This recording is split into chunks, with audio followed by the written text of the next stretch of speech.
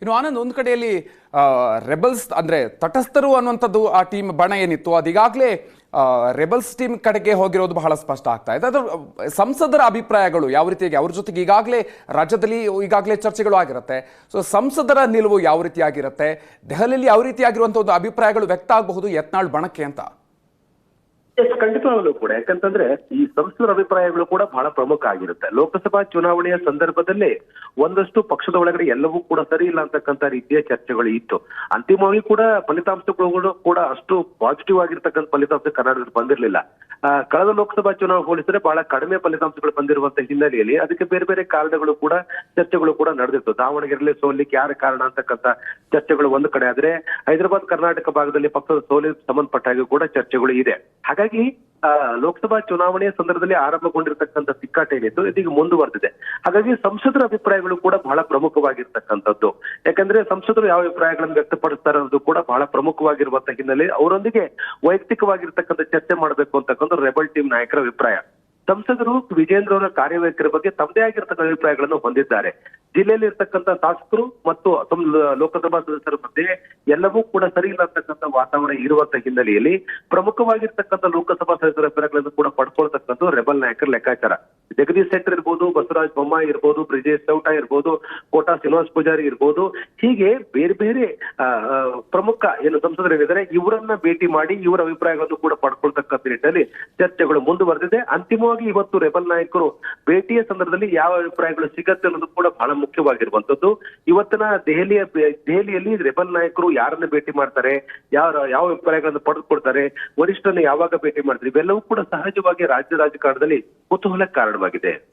ಆನಂದ್, ಇದ್ರ ಜೊತೆಗೆ ಈಗ ರೆಬಲ್ಸ್ ಟೀಮ್ನವರು ಡೂ ಆರ್ ಡೈ ಅನ್ನೋ ಟ್ಯಾಗ್ ಲೈನ್ ಇಟ್ಕೊಂಡೆ ಕಾರ್ಯಕ್ಕೆ ಇಳಿದಿರುವಂಥದ್ದು ವಿಜೇಂದ್ರ ಅವರ ಬದಲಾವಣೆ ಆಗ್ಲೇಬೇಕು ಅಂತ. ಇದರ ನಡುವೆ ನಿನ್ನೆ ವಿಜೇಂದ್ರ ಅವರು ಕೊಟ್ಟಂತಹ ಒಂದು ಸ್ಟೇಟ್ಮೆಂಟ್, ಇನ್ನು ಒಂದು ವಾರ 10 ದಿನದಲ್ಲಿ ರಾಜ್ಯಾಧ್ಯಕ್ಷ ಯಾರು ಅನ್ನೋದಕ್ಕೆ ಉತ್ತರ ಸಿಗುತ್ತೆ ಅನ್ನುವಂಥದ್ದು. ಸೊ ಫುಲ್ ಕಾನ್ಫಿಡೆನ್ಸ್ ಅಲ್ಲಿ ಇದಾರ ವಿಜೇಂದ್ರ?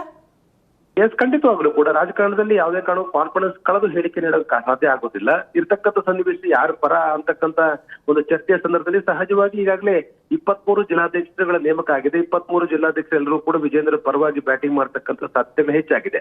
ಒಂದೊಮ್ಮೆ ಚುನಾವಣೆ ನಡೆದಿದೆ ಆದ್ರೆ ಸಹಜವಾಗಿ ವಿಜೇಂದ್ರರ ಬಲ ಹೆಚ್ಚಿಸ್ತಕ್ಕಂಥ ರೀತಿಯ ವಾತಾವರಣ ಇರುವಂತ ಕಾರಣಕ್ಕಾಗಿ ವಿಜೇಂದ್ರರು ಅಂತ ಕಾನ್ಫಿಡೆನ್ಸ್ ಆಗಿರ್ತಕ್ಕಂಥ ಒಂದು ಹೇಳಿಕೆ ನೀಡ್ತಾ ಇದ್ದಾರೆ. ಆದರೆ ರೆಬಲ್ ನಾಯಕರು ಇದು ಎಲೆಕ್ಷನ್ ಬದಲು ಸೆಲೆಕ್ಷನ್ ಆಗಬೇಕು ಅಂತಕ್ಕಂಥ ನಿಟ್ಟಲ್ಲೂ ಕೂಡ ಅವ್ರ ಪ್ರಯತ್ನವನ್ನು ಮುಂದುವರಿಸಿದ್ದಾರೆ. ಹಾಗೊಂದೊಮ್ಮೆ ಚುನಾವಣೆ ಆದ್ರೂ ಕೂಡ ಸ್ಪರ್ಧೆ ಮಾಡಲಿಕ್ಕೂ ಕೂಡ ಈಗಾಗಲೇ ರೆಬಲ್ ನಾಯಕರು ನಿರ್ಧಾರವನ್ನು ತೆಗೆದುಕೊಂಡಿದ್ದಾರೆ. ಡೂ ಆರ್ ಡೈ ಅಂತಕ್ಕಂಥ ಹೇಳಿಕೆ ಕೊಟ್ಟು ದೆಹಲಿಗೆ ಹೋಗಿರುವಂತ ರೆಬಲ್ ನಾಯಕರು ಅಂತಿಮವಾಗಿ ಏನ್ ನಿರ್ಧಾರ ಅಂತಕ್ಕಂಥದ್ದು ಹೈಕಮಾಂಡ್ ನಲ್ಲಿ ಕ್ಲಿಯರ್ ಆಗ್ಬೇಕಾಗಿರ್ತದೆ. ದೆಹಲಿ ಚುನಾವಣೆಯ ಬಹಿರಂಗ ಪ್ರಚಾರ ಮುಕ್ತಾಯವಾಗಿರುವಂತ ಹಿನ್ನೆಲೆಯಲ್ಲಿ ನಾಯಕರುಗಳು ಒಂದಷ್ಟು ಫ್ರೀ ಇರ್ತಾರೆ. ನಾಯಕರುಗಳು ಈಗ ನಮಗೆ ಸಹಜವಾಗಿ ಅನುಮತಿ ಕೊಡಬಹುದು ಭೇಟಿಗೆ ಅಂತಕ್ಕಂಥ ಒಂದು ಲೆಕ್ಕಾಚಾರ ರೆಬಲ್ ನಾಯಕರು.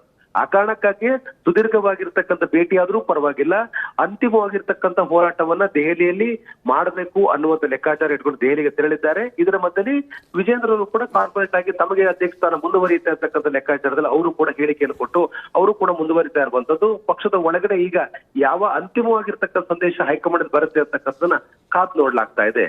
S yes, thank you Anand ತಮ್ಮೆಲ್ಲ ಮಾಹಿತಿಗಾಗಿ.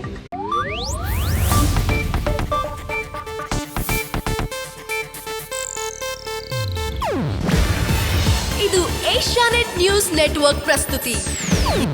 ನೀವು ನೋಡ್ತಿದ್ದೀರಾ ಏಷ್ಯಾನೆಟ್ ಸುವರ್ಣ ನ್ಯೂಸ್.